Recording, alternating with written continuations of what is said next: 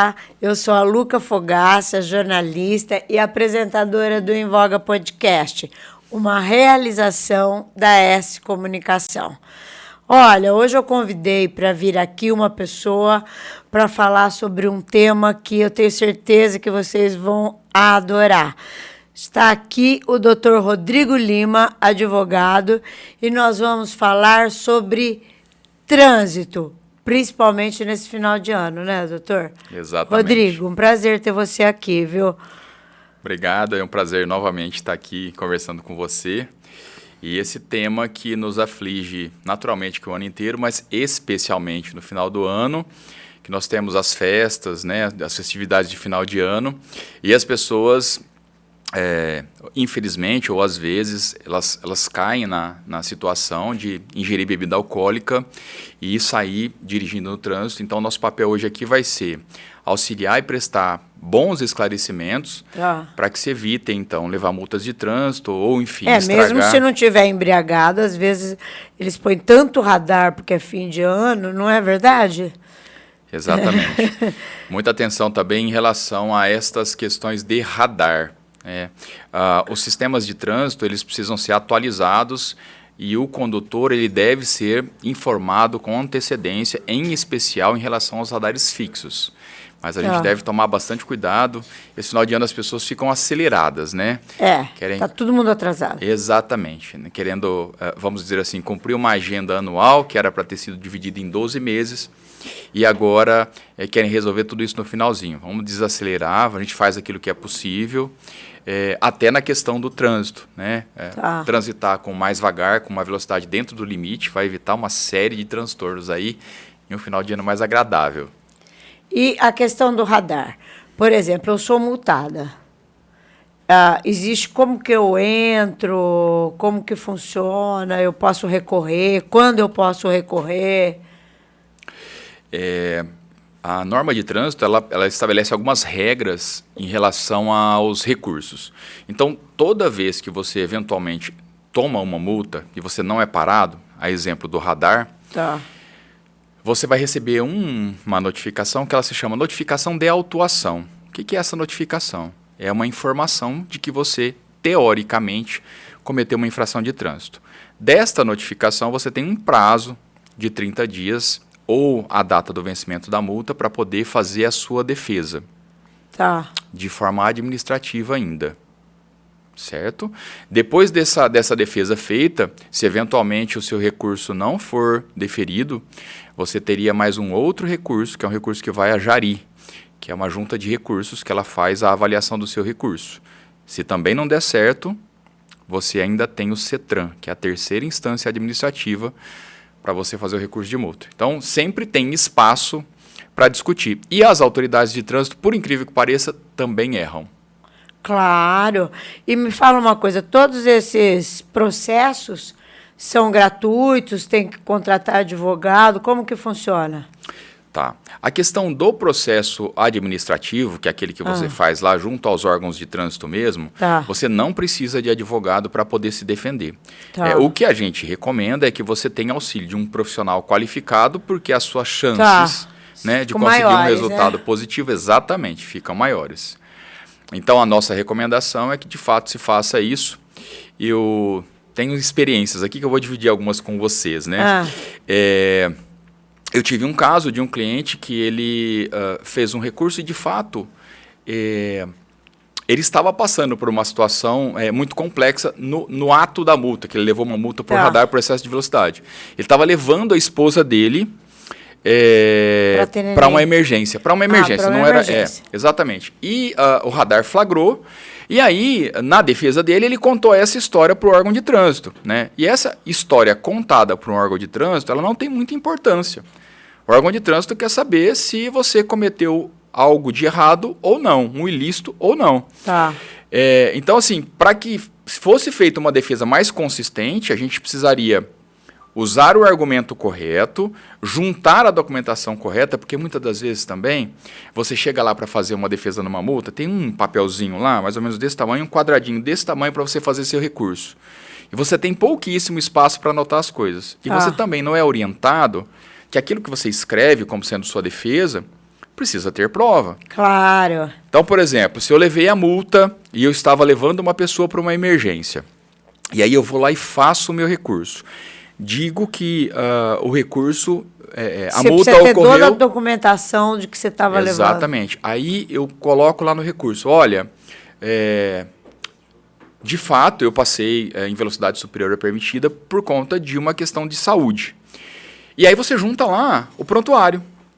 Ah, entendi. Com Né? data de entrada, tudo certinho. Exatamente. Então, assim, o agente de trânsito, quando ele se depara com isso, ele vai avaliar o seu recurso de uma forma mais cautelosa, mais cuidadosa do que aquela que você apenas transmite um discurso. É isso. Nesse recurso, inclusive, o julgador, ele escreveu assim que os órgãos de trânsito não estão interessados nas emoções das pessoas, que de fato elas estão interessadas numa defesa técnica, ou seja, naquela defesa que possa trazer uma invalidade ou uma anulação daquele auto de infração. Ele colocou isso no recurso, que o órgão de trânsito ele não está preocupado com as emoções das pessoas. O né? que é um absurdo, né? É o que eu digo. Nós que somos treinados tecnicamente para poder defender os condutores, nós já sabemos qual é o tipo de abordagem que a gente faz no recurso, que aumenta a nossa chance de forma técnica, né? Não que a gente vai desconsiderar o ser humano e nem aquilo que o ser humano sente em relação, né? Mas é uma coisa que não importa muito. Para o direito, não importa muito aquilo que a gente sente. Importa muito aquilo que a gente prova e qual é o tipo de declaração que a gente vai fazer. Então, é isso que importa. Para o direito, naturalmente, para as relações humanas, as emoções são... Entendi. E daí você pode recorrer, porque tem multas que são caríssimas, né? E que contam não sei quantos pontos na carteira. Exatamente. Vou dar um exemplo objetivo aqui. A multa da recusa do etilômetro, mais conhecido por todo mundo como bafômetro. Ela é uma multa que ela custa aproximadamente R$3.000, 7 pontos na carteira, e o pior, que a maioria das pessoas não sabem, desconhecem e só vão procurar ajuda quando já é tarde.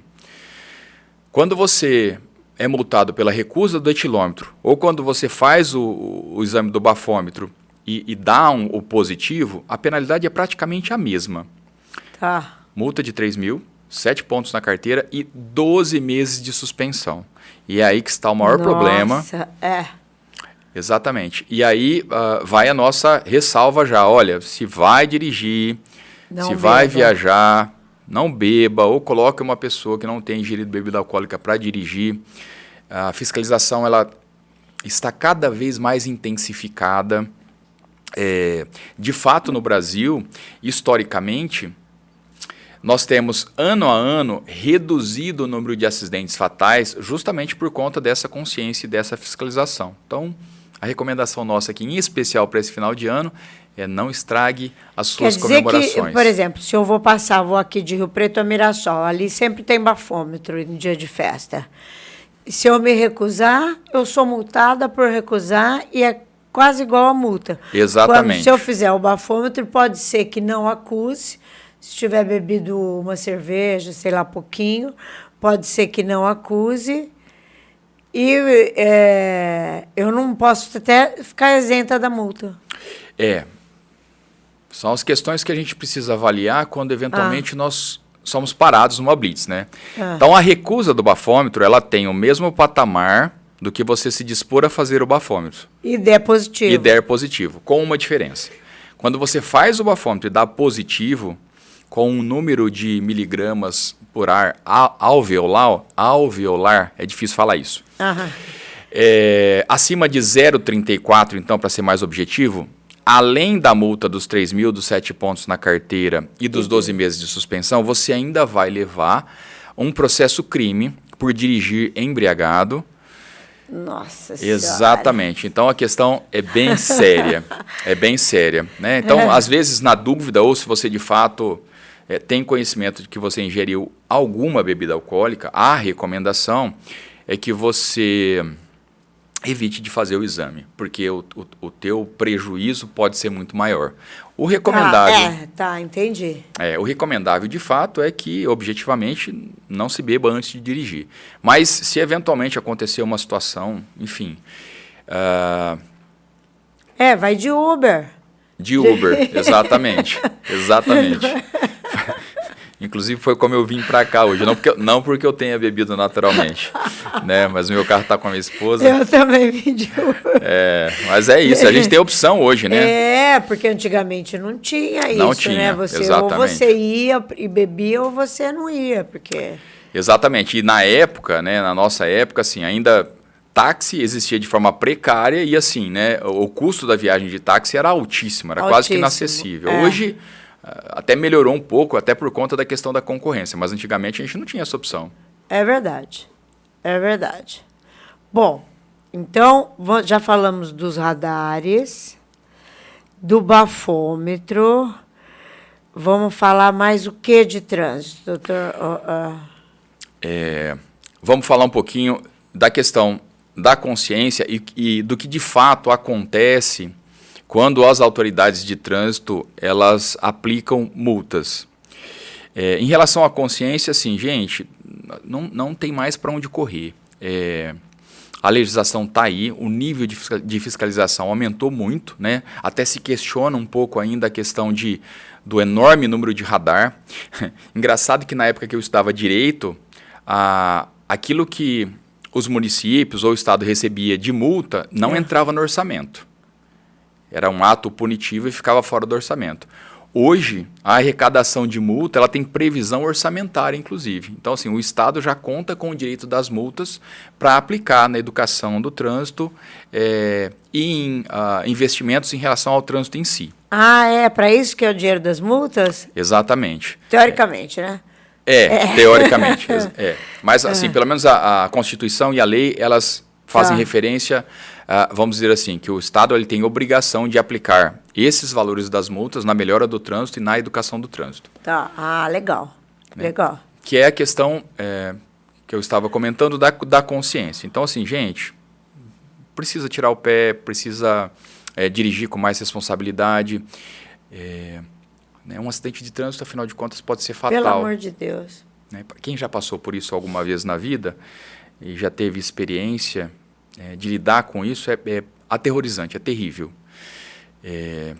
Então a recomendação é que de fato a gente tenha consciência, não vamos tornar as nossas festas um transtorno, né? A gente tem opção, tem Uber, tem diversas opções para poder ir embora tranquilamente, no outro dia acorda, vai, volta, busca o carro e está tudo bem. Com certeza. Ainda em relação a essas multas, o que eu tenho para dizer é o seguinte... em muitas situações, a autoridade de trânsito, que também é um ser humano, quando ele vai lavrar o auto de infração, ele também comete erros. Né? E aí é que entra um pouco do nosso papel, né? Porque a gente ouve muitas pessoas dizerem assim para os advogados, nossa, você fica defendendo os infratores, ou você fica defendendo quem faz coisa errada no trânsito, enfim. E eu costumo dizer que nós, advogados e a polícia, a gente joga praticamente no mesmo time, embora em lados opostos. É o lado técnico. Exatamente. Por exemplo, o policial militar, quando ele vai fazer uma multa ou fazer uma autuação de trânsito, ele tem algumas regras de lei, de direito, que ele precisa cumprir ao fazer o auto de infração. Então, ele precisa cumprir o que a lei manda para ele poder multar os infratores de trânsito. E o papel aqui do advogado ou o papel do defensor? O papel do defensor é fazer com que aquela autoridade cumpra as normas de trânsito para que aquelas multas sejam de fato aplicadas dentro da legalidade. Né? Então, assim, nós dois, tanto o policial quanto o advogado, defendemos o direito, embora de lados opostos. Essa é a ideia. E para dizer isso, por exemplo, que existem muitos erros em relação a autos de infração. Então, troca de número de placa. Esses tempos atrás, por exemplo, nós anulamos uma multa porque o policial ele anotou o número de uma carteira de habilitação de um infrator e esse infrator, que era do sexo masculino, foi assinalado lá que ele era do sexo feminino. Aí fica a dúvida, né? Será que era ele que estava dirigindo? Exatamente. Essa é a dúvida.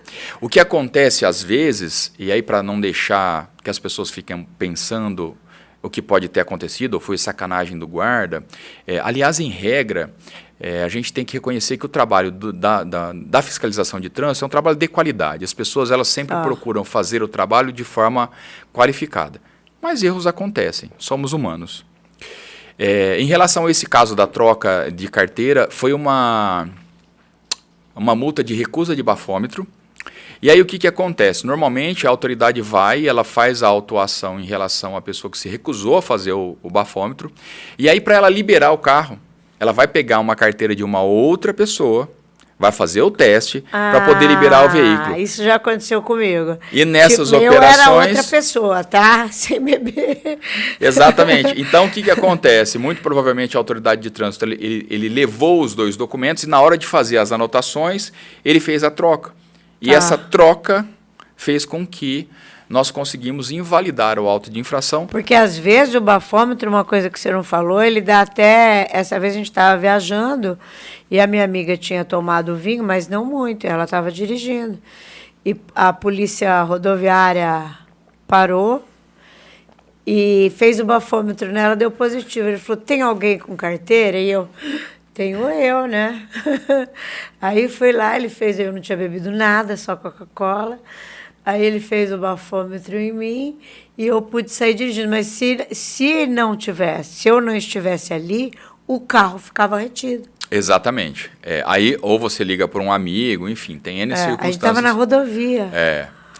Mas é assim. O carro fica retido na rodovia. Exatamente. Aí ele fica retido, ele vai para um pátio, aí assim... O que se cobra de diária de pátio é muito alto em relação a valores. Então, tem circunstâncias que não dá. Aí o carro fica lá. Tá. Entendi. Então, você é da parte técnica da multa. Exatamente. Porque às vezes acontece, por exemplo, fala assim, mas eu não tiro uma foto, mas não dá para ver a chapa na foto. Exatamente. Olha outra coisa importante que você veio a me lembrar aqui. Então, assim... Eu acabei de dizer que as autoridades elas têm regras para cumprir para poder aplicar o auto de infração. Uma das regras obrigatória, em especial quando se retrata a infração de trânsito com radares, é a qualidade da foto que foi tirada. Objetivamente por 2 motivos. Primeiro é para identificar o veículo que a pessoa estava conduzindo. E segundo é para possibilitar que aquela pessoa eventualmente se defenda daquilo. Se a imagem ela estiver ilegível, é um dos requisitos para que haja validade desse tipo de auto de infração. Então, se eu não tenho a placa legível, eu tenho um belo argumento para anular essa multa. Por exemplo, não dá para ver o motorista. Falar, mas o carro não era eu que estava dirigindo. Aí você tem que colocar a carteira da outra pessoa. Exatamente. Aí, quando você empresta seu carro para alguém, e aí chega uma multa de radar e não era você quem estava dirigindo, você tem um prazo. Nessa primeira notificação que você recebe, vem um espaço embaixo da multa para que você preencha, a gente chama de indicação de real condutor. Aí você vai indicar o real condutor. Uma coisa que muitas das pessoas não sabem é que assim, a multa ela sempre vai nascer e vai morrer com o veículo. A multa não fica vinculada à pessoa, mesmo quando é a pessoa que sofre a multa. Exemplo. A pessoa foi lá... a minha filha foi lá, recebeu uma multa, pôs o meu nome porque eu não tenho nenhuma multa. Mas fica vinculado ao carro dela. Exatamente. É ela que vai ter a obrigação de pagar em relação ao órgão regulador de... ela paga lá. Exatamente. Ela só não leva os pontos na carteira. Exatamente. Então, a indicação do condutor tem essa finalidade de você contar para o agente de trânsito ou para o órgão de trânsito que quem estava dirigindo o veículo naquela época era uma outra pessoa. E aí os pontos vão para outra pessoa e aí você, se tiver alguns pontos na carteira, vai ter um risco menor de ter a carteira suspensa por conta do estouro de pontos. Nossa, porque o estouro de pontos é um problema, né? Sim. Você tem que ficar sem dirigir X tempo e depois você tem que fazer um exame de novo, todo o processo novamente. É isso, não é? A gente chama de curso de reciclagem. Quando você tem uma suspensão... Eu já fiz. Exatamente. Então, aí você, vamos dizer assim, é uma forma que o órgão de trânsito tem de educação até, principalmente de educação. Né? A maioria dos motoristas olham isso como castigo. Mas é de educação mesmo. É para que você entre em contato novamente com essas normas de trânsito, com o bom senso, com respeito às leis de trânsito, para que você tome consciência e não venha, eventualmente, a ser suspenso novamente por conta de infrações de trânsito. Essa é a ideia da reciclagem, que para uns é castigo e para outros é educação. E me conta uma outra coisa.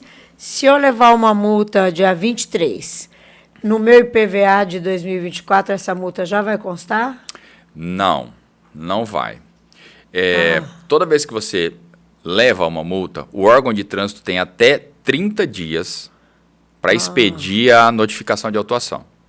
Então vai vir só em 2025. Exatamente. Então vai chegar a multa numa outra data e ainda assim, quando você recebe a notificação de autuação, não quer dizer que essa multa vai virar penalidade. Tá? Então, a primeira notificação é aquela que vem para você indicar ao condutor se foi de radar. Se foi uma multa presencial que já pegou o motorista, não vai ter esse espacinho para preencher. Depois dessa, vai chegar uma segunda notificação, que a gente chama de notificação de imposição de penalidade. Nesta vai chegar o valor e o boleto para você pagar, e você vai poder pagar, inclusive, a multa com desconto de 20%. Tá, então, por exemplo, se eu for multado agora no fim do ano, o ideal é eu já chegar a janeiro, já ligar já providenciar para ver a validade da multa, isso tudo? Assim, 30 dias, você falou, né? Tem 30 dias para o órgão mandar a notificação, exatamente. São 30 dias. E daí quanto tempo eu tenho para entrar com recurso depois que eu recebo a notificação? Por no mínimo 30 dias ou a data do vencimento da multa, quando ele faz a aplicação de penalidade. Mas assim, quando você recebe a primeira notificação, em regra, eles dão mais do que 30 dias para você recorrer, porque a lei exige no mínimo 30. Tá. Entendi. Eu não estou pensando em levar multa, mas eu quero. É legal saber, porque é uma hora que precisa. Porque é uma hora... E é normalmente na correria do fim do ano que as pessoas, vou virar aqui, vira um sinal vermelho, não é? Eu tinha muita multa de sinal vermelho, porque na pressa, correria, enfim. Agora já não tenho mais. Bom, mas a gente ia falar da consciência. Exatamente. E aí... a gente já falou da consciência, não? Sim, a gente falou da questão da consciência, né? Que é para as pessoas, vamos dizer assim, né? Regularmente respeitar as leis de trânsito, andar com mais vagar, para evitar, de fato, enfim, infração de trânsito, que não deixa de ser um transtorno. E eu passei a falar também da questão dos equívocos que a autoridade de trânsito comete quando ela vai lavrar o auto de infração, né? Por exemplo, se agora eu estou te questionando, porque eu imagino que quem estiver assistindo vai ter essas perguntas. Eu estou no celular, essa é uma multa não vejo a comum. polícia. A polícia lavra uma multa. Como é que ela vai provar que eu estava no celular? Tá, vamos lá. Primeiramente, assim, a autoridade de trânsito, a fala da autoridade de trânsito, ela tem fé pública. Tá? Então, sempre quando há uma fala da autoridade de trânsito, eu vou presumir que ela é verdadeira. Cabe prova em contrário? Cabe. Eu vou citar um caso desse que eu tratei no escritório e nós conseguimos cancelar a multa. Quem estava dirigindo o carro era o irmão da proprietária do veículo.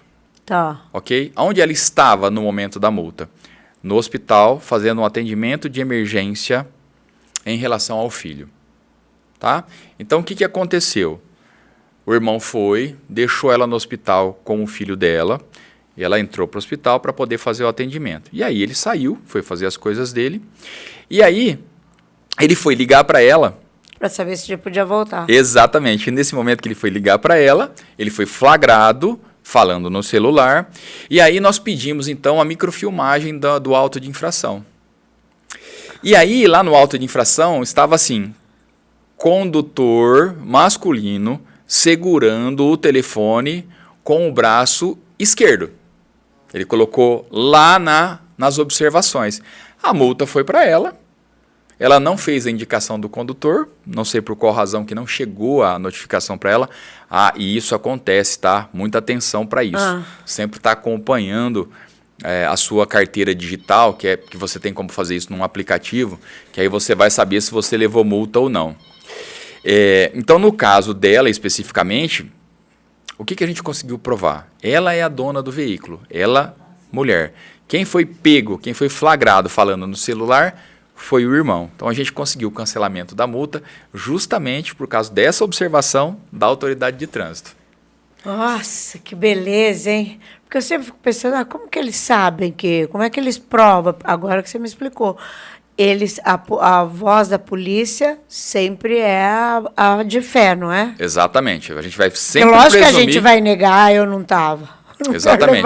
Mas aí é que está o detalhe, né? Porque aí, assim, apenas o fato de eu negar não vai mudar o resultado da história. Agora, quando eu nego e digo, olha, eu estou negando, mas é por isso, eu junto um documento mostrando, o cara que está fazendo o julgamento lá, ele vai olhar para isso com mais carinho, com mais assertividade, para evitar, porque multas injustas acontecem, não vamos negar isso, né? É verdade. Acontecem. Todo mundo erra, né, doutor? Exatamente. Eu tive um cliente, por exemplo, que ele levou uma multa de etilômetro, porque na hora do cara preencher o auto de infração, da autoridade preencher o auto de infração, ele colocou a placa do veículo do meu cliente. Né? Doutor, mas como é que você conseguiu resolver este caso? O meu cliente estava em horário de trabalho, a empresa tem um estacionamento próprio, é uma empresa conhecida aqui da cidade, e tem controle de estacionamento. Eu pedi um relatório do controle de estacionamento, pedi o cartão ponto do meu cliente, juntei e disse, olha, não era o carro do meu cliente que estava circulando lá essa hora. A placa foi anotada de forma equivocada. E aí a gente conseguiu resolver. É detetive, né? Sim, exatamente. Papel de detetive. É trabalho de formiguinha. Eu adorei. Adorei saber tudo isso, viu, doutor? Eu espero que quem vai nos assistir pense muito antes de viajar, de dirigir, saindo das festas. Vai de Uber e volta de Uber, pronto. Exatamente. Porque hoje em dia nem lugar para estacionar tem mais. Perfeito. Tá difícil isso também, né? E o custo do transporte através de Uber também já está bem mais acessível, como a gente já conversou. Nossa, tá ótimo. E assim, ter a consciência, então, de que é muito importante a gente respeitar as normas de trânsito, mas também ter a consciência de que se eventualmente você sofrer uma infração, você tem direito de questionar isso. Você tem direito de provar que, de fato, aquilo não aconteceu da forma com que a autoridade de trânsito narrou. E aí você tem a condição de, eventualmente, anular o auto de infração. E é esse, particularmente, o objetivo do trabalho que a gente desenvolve. Muito bom. Ainda tem um minutinho. O que você quer falar? Manda um recado aí. Para os meus telespectadores. Não é telespectador, porque não é TV, né? Os meus seguidores. Perfeito. A mensagem de final de ano, assim, desejar àqueles que nos estão assistindo um Natal repleto de amor, alegria, paz, e uma virada de ano aí com muitas perspectivas, né, que as pessoas tenham, vamos dizer assim, metas, sonhos que você possa construir no ano de 2024, para não chegar agora no final do ano e ficar querendo cumprir a agenda, né, de um ano que você tem 12 meses para trabalhar.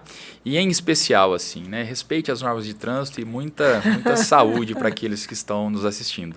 Doutor, eu posso pôr na legenda o teu telefone, o do escritório?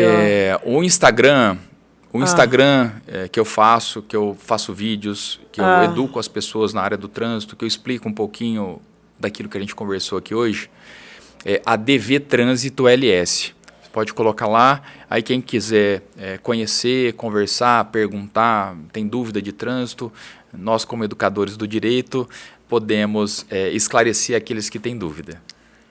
Muito obrigada. Gente, vocês gostaram? Eu adorei. Era o que a gente está precisando ouvir agora, no final do ano, viu? E se vocês gostaram, eu mando para 5.000 pessoas. Passe esse vídeo que você vai receber no teu WhatsApp para aquela tua tia que sempre é multada, teu filho que passa as multas tudo no teu nome, enfim. E essa entrevista vai estar na íntegra no nosso canal. Por favor, se inscreve no canal, tá bom?